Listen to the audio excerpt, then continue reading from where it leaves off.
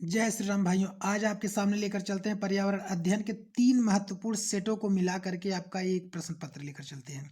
तो आपका प्रश्न चलते हैं 61 की तरफ। भारत में बिहार के सापेक्ष जम्मू कश्मीर और गोवा की स्थिति क्या होगी? कह रहा है पूर्व और पश्चिम होगी, कि पश्चिम और पूर्व होगा, उत्तर पश्चिम और दक्षिण पश्चिम होगा, दक्षिण पश्चिम और उत्तर पूर्व होगा। तो दोस्तों आपका जो ऑप्शन बन जाएगा वो हो जाएगा तीसरा नंबर, उत्तर पश्चिम और दक्षिण पश्चिम। चलते हैं प्रश्न नंबर 62 की तरफ। कह रहा है वाष्पीकरण की प्रक्रिया निम्नलिखित में से किस स्थिति में सबसे धीमी होगी? कह रहा है सतह क्षेत्र और तापमान दोनों में वृद्धि। सतह क्षेत्र बढ़ता है लेकिन तापमान घटता है, सतह क्षेत्र घटता है लेकिन तापमान बढ़ता है, सतह क्षेत्र और तापमान दोनों में कमी। तो दोस्तों वाष्पीकरण की प्रक्रिया क्या होती है? जब सतह का क्षेत्रफल और तापमान दोनों में कमी होता है तो आपका वाष्पीकरण क्या होता है दोस्तों? कम होता है। चलते हैं प्रश्न नंबर 63 की तरफ। कह रहा है स्थानों, दूरियों और दिशाओं की सापेक्ष स्थिति को समझने की क्षमता क्या है? दिशात्मक कौशल है, कि चित्रण कौशल है, स्थिति कौशल है, कि ग्राफिक कौशल है? तो दोस्तों आपका ऑप्शन हो जाएगा चित्रण कौशल। चलते हैं प्रश्न नंबर आपके 64 की तरफ। कह रहा है किस राष्ट्रीय पाठ्यचर्या फ्रेमवर्क एनसीएफ ने प्राथमिक स्तर पर एक एकीकृत पाठ्यचर्या क्षेत्र के रूप में पढ़ाए जाने के लिए पर्यावरण अध्ययन की सिफारिश की? कह रहा है एनसीएफ 2005 है, कि एनसीएफ 1988 है, एनसीएफ 2000 है, एनसीएफ 1975 है? तो दोस्तों आपका ऑप्शन हो जाएगा एनसीएफ 1975। अब प्रश्न 65 है दोस्तों आपका। क्या कह रहा है कि निपेंथिस वह पौधा जो शिकार करता है के विषय में नीचे दिए गए कथनों पर विचार कीजिए।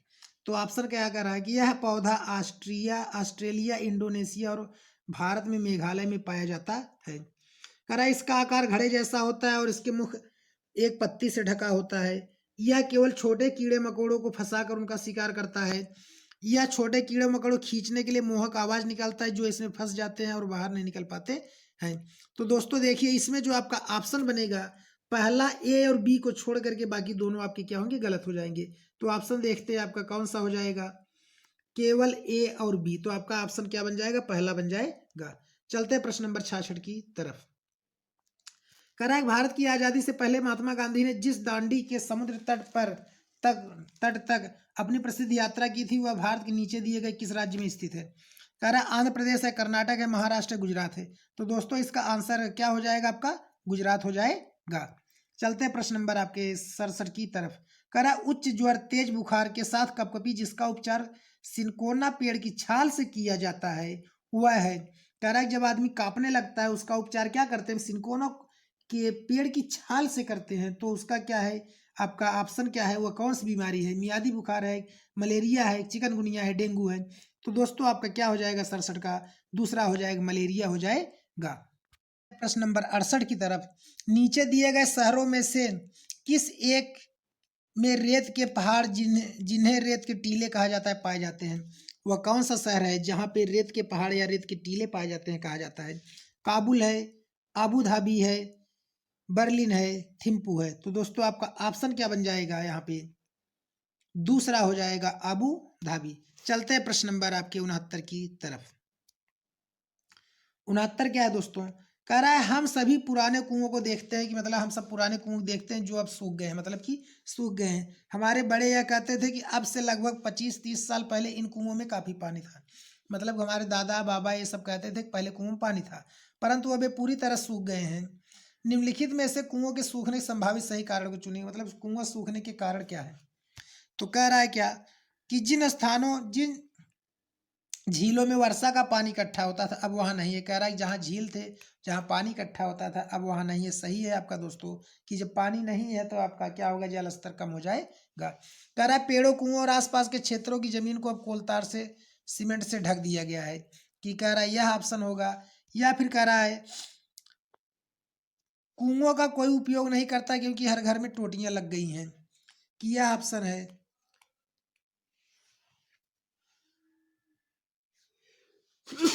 या फिर कह रहा है दोस्तों भूमिगत पानी को खींचने के लिए कई विद्युत मोटर चालित पंप हो गए हैं?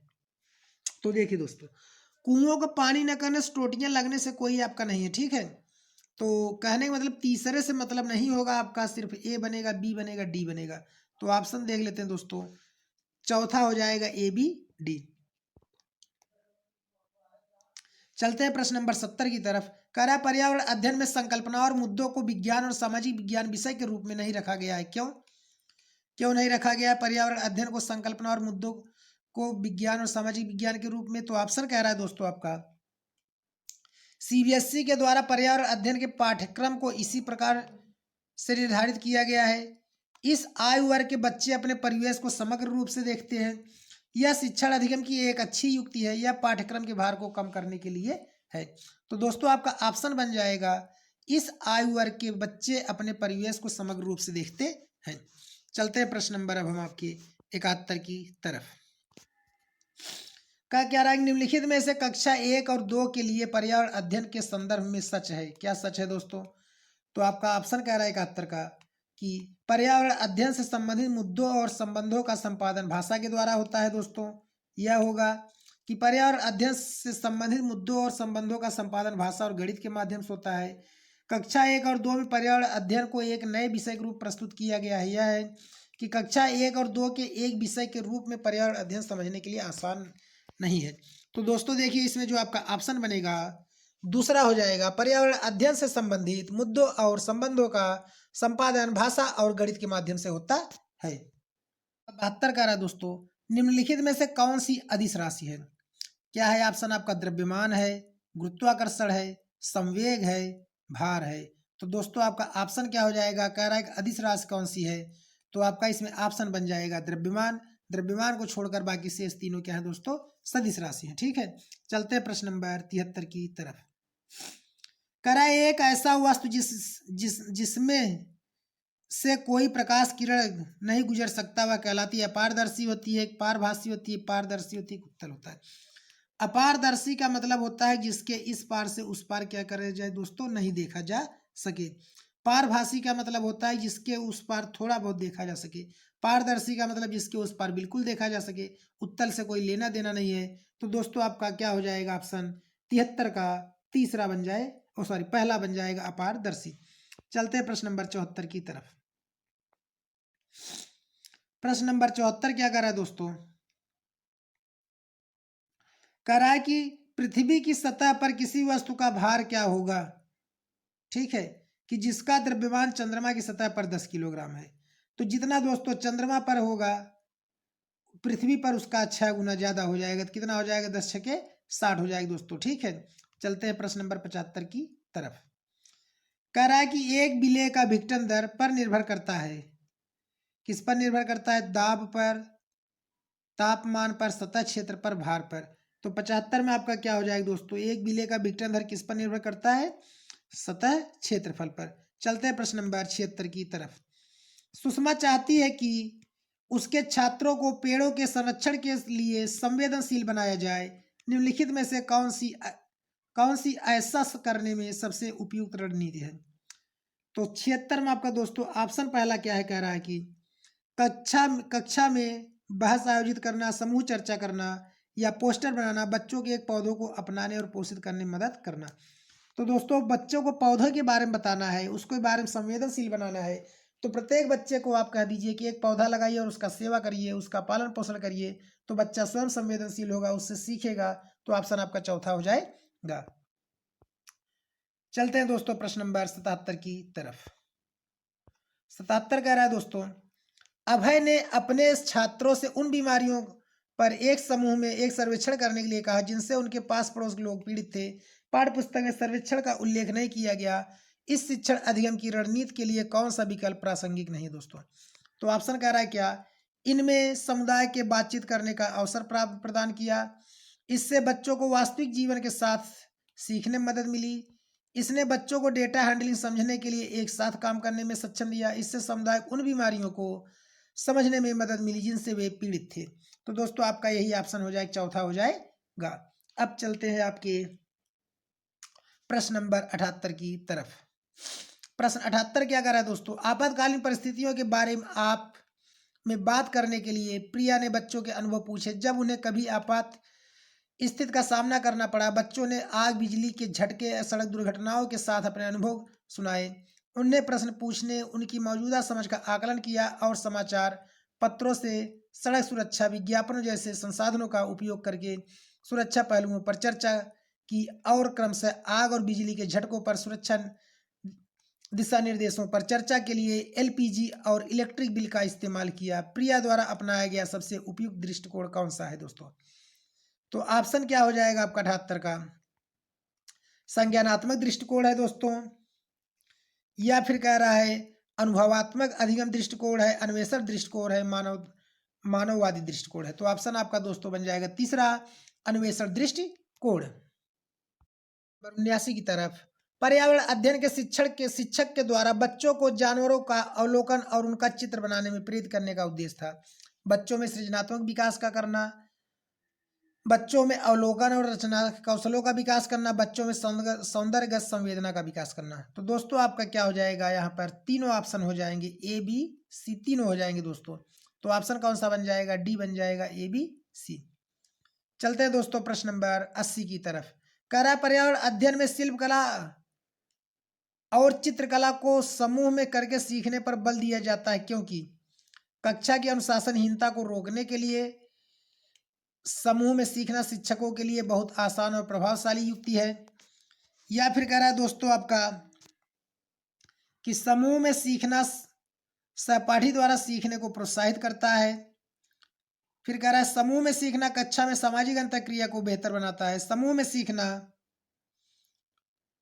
पर्यावरण अध्ययन के पाठ्यक्रम को समय के साथ पूरा करने में मदद करता है। तो दोस्तों देखिए, इसमें ऑप्शन बी और सी को छोड़कर बाकी शेष दोनों गलत हो जाएंगे दोस्तों।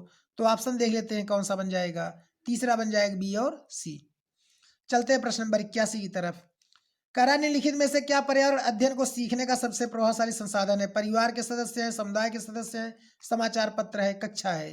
तो दोस्तों आपका 81 में क्या हो जाएगा ऑप्शन? तो आपको बताना है दोस्तों। कह रहा है कि परिवार के सदस्य होंगे, समुदाय के सदस्य होंगे, समाचार पत्र होगा, कक्षा होगा। तो सीखने का सबसे प्रभावशाली संसाधन दोस्तों हो जाएंगे परिवार के सदस्य, समुदाय के सदस्य, समाचार पत्र। 81 का ऑप्शन नंबर कौन सा बन जाएगा? तीसरा। चलते हैं प्रश्न नंबर 82 की तरफ। करा निम्नलिखित सीखने के कौन से सिद्धांत का पर्यावरण अध्ययन में अनुसरण होता है? वैश्विक से स्थानीय, अमूर्त से मूर्त, अज्ञात से ज्ञात, ज्ञात से अज्ञात। तो दोस्तों आपका 82 का जो ऑप्शन बनेगा चौथा हो जाएगा, ज्ञात से अज्ञात। चलते हैं प्रश्न नंबर 83 की तरफ। करा निम्नलिखित में से कौन सा पर्यावरण अध्ययन में सीखने का रचनात्मक शिक्षक का आकलन साधन नहीं है? करा पोर्टफोलियो, क्रम निर्धारण मापनी, वर्ण अभिलेख, वार्षिक उपलब्धि परीक्षण। तो दोस्तों आपका 83 का जो ऑप्शन बन जाएगा चौथा हो जाएगा, वार्षिक उपलब्धि परीक्षण। चलते हैं प्रश्न नंबर 84 की तरफ। निम्नलिखित में से किसको पर्यावरण अध्ययन में बच्चों के आकलन में दूर करना चाहिए? तो क्या कह रहा है दोस्तों आपका ऑप्शन पहला कि बच्चों के उत्तरों को सही या गलत में आंकना, कक्षा 5 की ईबीएस पाठ्यपुस्तक प्रत्येक पाठ के अंत में दिए गए आज हमने क्या सीखा पर चर्चा करना, आकलन के संकेतों का उपयोग, बच्चों के सीखने के गुणात्मक आकलन। तो दोस्तों आपका जो ऑप्शन बन जाएगा पहला हो जाएगा बच्चों के उत्तरों को सही या गलत में आंकना। चलते हैं प्रश्न नंबर 85 की तरफ। करें कक्षा 5 की एक शिक्षक क्रियाकलाप का संचालन करती है जिसमें वह कक्षा के बच्चों को फर्श पर चीनी के कुछ डालने को कहती है और उनको चींटियों के आने का इंतजार करने कहती है। तो बच्चे को इस क्रियाकलाप से अर्थपूर्ण सीखने का मिल सकता है यदि कह रहा है कि वह फर्श पर चीनी डालती है और कहती चींटी आने का इंतजार करती है, इससे बच्चे क्या सीखेंगे? तो ऑप्शन कह रहा है कि बच्चों को क्रियाकलाप का अवलोकन करने को प्रेरित करती है, या बच्चों को अपने अनुभव साझा करने का प्रेरित करती है, बच्चों को क्रियाकलाप का अवलोकन, अनुभव साझा और उस पर चर्चा करने को प्रेरित करती है, बच्चों को क्रियाकलाप से संबंधित प्रश्नों को घर पर करने की प्रेरित करती है। तो दोस्तों आपका क्या हो जाएगा? प्रश्न नंबर 85 जो है आपका दोस्तों 85 का तीसरा हो जाएगा, बच्चों को क्रियाकलाप का अवलोकन, अनुभव साझा और उस पर चर्चा करने के लिए प्रेरित करती है। 86 पर चलते हैं दोस्तों। कह रहा है झूम खेती में अपनाई जाने वाली पद्धति के विषय नीचे दिए गए कथनों पर विचार कीजिए। क्या कह रहा है कि एक फसल प्राप्त करने के बाद जमीन को कुछ सालों तक ऐसे ही छोड़ देते हैं। इस जगह को बांस या खरपतवार जंगल उगाते उसे उखाड़ कर जला देते हैं। खरपतवार जंगल आदि को जलाने पर प्राप्त राख को खाद की तरह काम करते हैं। जब इस जमीन पर खेती की बारी आती तो बीज छिड़कने से पहले गहरा जोता जाता है। तो दोस्तों झूम खेती का मतलब होता है कि एक फसल को प्राप्त करने के बाद कुछ समय के लिए उस जमीन को क्या करते हैं? छोड़ देते हैं। चलते हैं प्रश्न नंबर 87 की तरफ। कह रहा है नारियल डली हुई किसी भी करी के साथ उबला हुआ टैपियोका निम्नलिखित में से किस क्षेत्र का प्रिय भोजन है दोस्तों। तो आपका क्या कह रहा है 87 में उबला हुआ टैपियोका किस क्षेत्र का प्रिय भोजन है दोस्तों। तो कह रहा है केरल का है, पश्चिम बंगाल का, बिहार का है, तमिलनाडु का है। तो दोस्तों आपका उबला हुआ टैपियोका जो है दोस्तों आपका केरल का है। चलते हैं प्रश्न नंबर 88 की तरफ। कह रहा है आमतौर पर यह माना जाता है कि रात में जागने वाले जानवर हर चीज को जिस रंग में देखते हैं वे रंग है क्या है। बैगनी और नीला, हरा और पीला, नारंगी और लाल, काला और सफेद। तो दोस्तों क्या हो जाएगा, रात में देखने वाले जानवर जो देखते हैं वो किस रंग में देखते हैं, काला और सफेद के रंग में देखते हैं। चलते हैं प्रश्न नंबर 79 की तरफ, 89 की तरफ। केचुओं को किसान का मित्र माना जाता है, इसके लिए निम्नलिखित में से सही कारण को चुनिए। कह रहा है केचुओं को किसान का मित्र माना जाता है, क्या कारण सही है। केचुए मृत पत्तियों और पौधों को खाते हैं तथा उनके मल से जमीन उपजाऊ होती है। फिर कह रहा है केचुए खरपतवार खाते हैं जिससे मुख्य फसल की रक्षा होती है। केचुए जमीन में छेद बनाते हैं जिससे जमीन पोली होती है। केचुओं द्वारा बनाए गए छेदों से जमीन को आसानी से हवा पानी मिल जाता है।